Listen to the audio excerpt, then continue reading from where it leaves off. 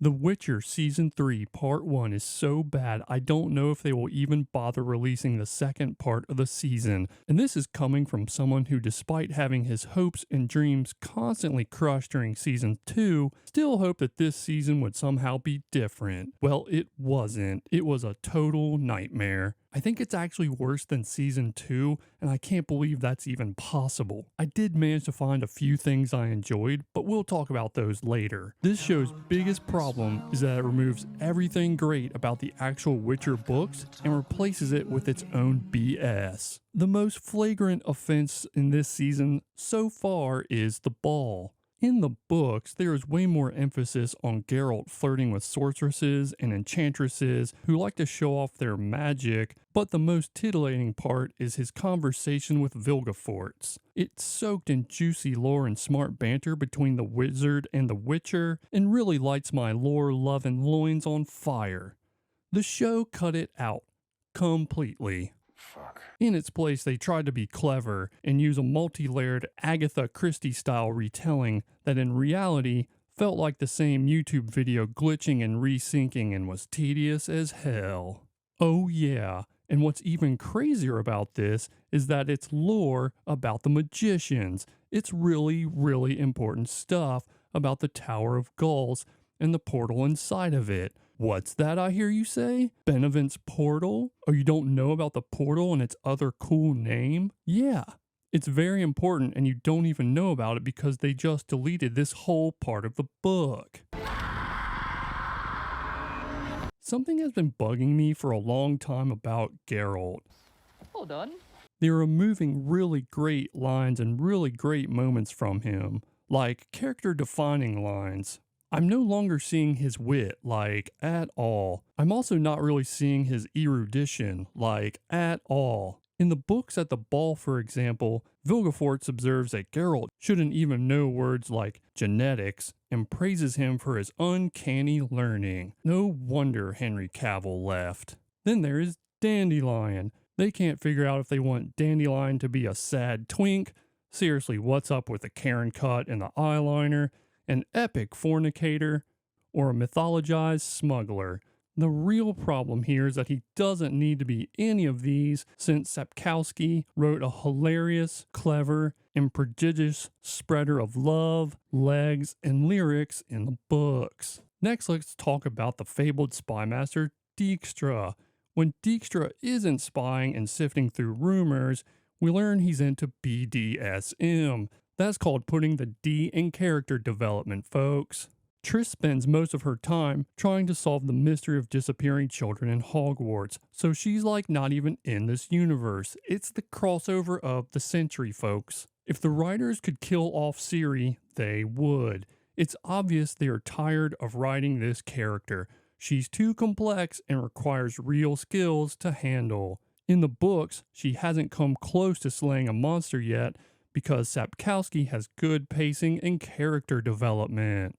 This show lapses lazily into cheap 21st century morality and has her effortlessly slay a beast and is instantly praised by Geralt for her effort and ability.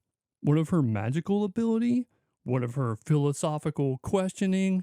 They address it as little as possible. Vilgefortz is a hard name to say, harder name to spell, and is a hard MFer in the books. But in this series, he looks like an overdressed incense salesman. One of the most iconic quotes from the entire series comes from Vilgefortz, and the show still hasn't said it.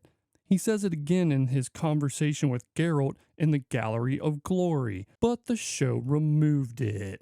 In the books, we get a lot of insight into who Vilgefortz is and his origin story. He has an interesting and dark journey, but the Netflix show doesn't let him tell us about it at all.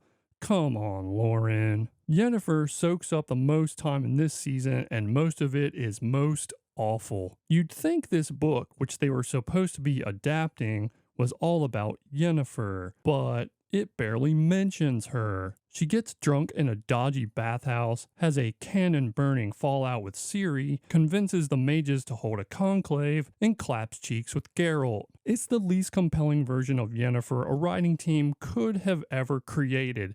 It's one built from overindulged brunches with drunken Catty women. and too many therapy sessions with LA life coaches. Honestly, there are just too many characters in this show. It's a bit too crowded for all these characters who are sprinkled carelessly on us like bad pepper over the perfect pot pie. Too little to add any real flavor, yet enough to ruin the dish. Here is the best possible summary of this season so far. We pick up with an awesome duel as Geralt kills the professor and his hired hitman, and I like to see this guy fighting in these cool medieval glasses because it gives me 90s assassin vibes. Remember when movies and TV were good? Geralt, Ciri, and Yen are on the run. They change houses frequently as they are discovered by mercenaries, and Yennefer writes wistful letters to Geralt and goes through the motions of training Ciri in the art of magic. They had a chance here again for Yennefer to share some of the greatest speeches about magic in all of fantasy literature, but they don't do it. And so I hate them even more. They stop by Yarvin's house, and we get some wholesome vibes of the fam eating together.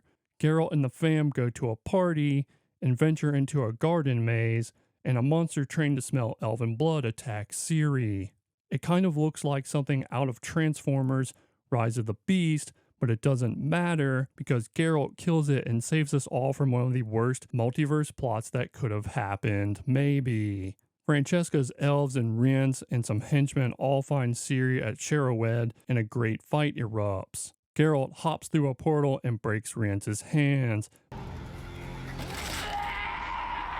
but has to jump back through the portal to help Yennefer and Ciri. Did I say help?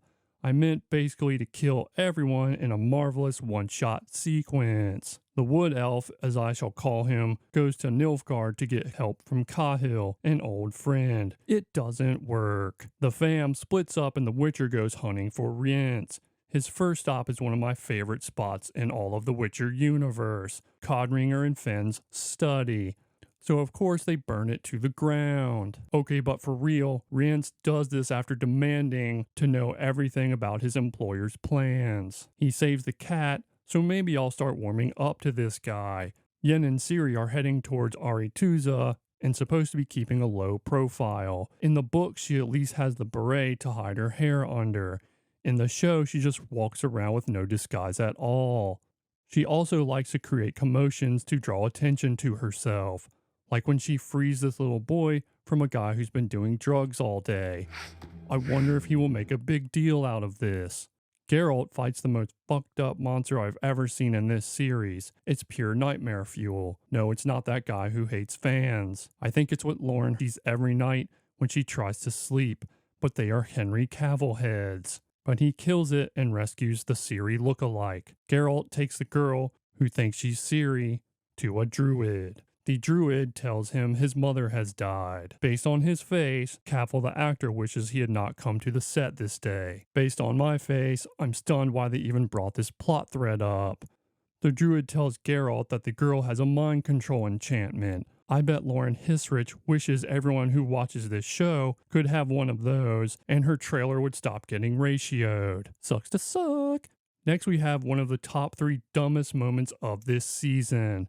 During a tour of this city, Ciri and Yen are visiting to stock up on supplies. Her guide, Fabio, points out he has a gluten allergy. No one will ever know why this line made it into the show, and no one will ever be able to justify why this line was included in the show.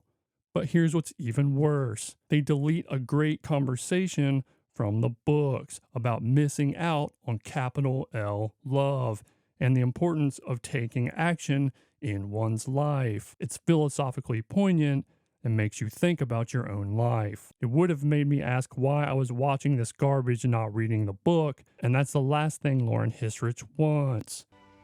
You're right. In place of this, they have some trashy girl time with cheap wine in a dark, rundown pool. Fuck magic, let's stay here. At this point, the show has sailed so far away from the shimmering coast of great writing and the incredible story of the original Witcher books that it's destined for the swirling maelstrom that tumbles failed shows around the darkest parts of the bottom of the abyss in Netflix. Tissaia sheds a tear of blood. They never explain this. Ciri and Yennefer get into an argument, and Ciri flees to meet Geralt, but is chased by the Wild Hunt. I remember a time when seeing the Wild Hunt would have excited me. Oh yeah, it was when I was reading the books, not torturing myself by watching this show. Yennefer and Geralt save her and begin to make up, and the show totally fucks up on his characterization of Yennefer. She just calmly bows her head to him. Yeah, just like Yennefer, to be very tame. Fringilla is taste testing for poison in the bowels of a dungeon and smuggles herself out when her drinking buddy dies. Then she goes to a Caribbean-themed party in a dark Eastern European tavern, and you're supposed to just accept that and keep watching the show. The sorcerer formerly known as Istrid has a steamy conversation with Triss in the bookshelves, and while I didn't initially like him, now that he's wearing a fresh new cut, I'm 100% in his corner, and I hope he claps cheeks with her. Geralt, Ciri, and Dandelion cross a river from the blood of elves, and a bunch of annoying bards doing that a cappella crap that was popular in 2010 piss a monster off from the bowels of the lake. Geralt gives the most half-assed come get some gesture I've ever seen. Like at this point you can tell he's already checked out of the series and is just collecting his final paychecks. Ciri drops down and stabs the monster in the head. Keep in mind that a whole group of genetically enhanced creatures, what were they called? I can't seem to remember, were created to deal with such monsters because they were so powerful and so fast that no one else was up to the task. Ciri hasn't undergone the trial of grasses, but this show doesn't care about its own internal logic, much less the important and beautiful lore, so she slays it effortlessly. This is Dijkstra. He's getting whipped by Philippa. He is a stand-in for the audience who loves the lore. Yennefer has convened the conclave and then tells them something like they should all be their best selves, which when I think of an Eastern European fantasy setting, checks notes. Yeah, they should definitely sound just like Southern California life coaches. In place of the epic ball from the books, we get a tedious approach that makes you watch the same scene 4 different times. I went from super hyped about the ball to super blue-balled and needing an EpiPen, just like that guy with the gluten allergy. Oh yeah, and Dandelion has a sneaky bang with Radovid in a shed. The Witcher, a Netflix show. Amazing.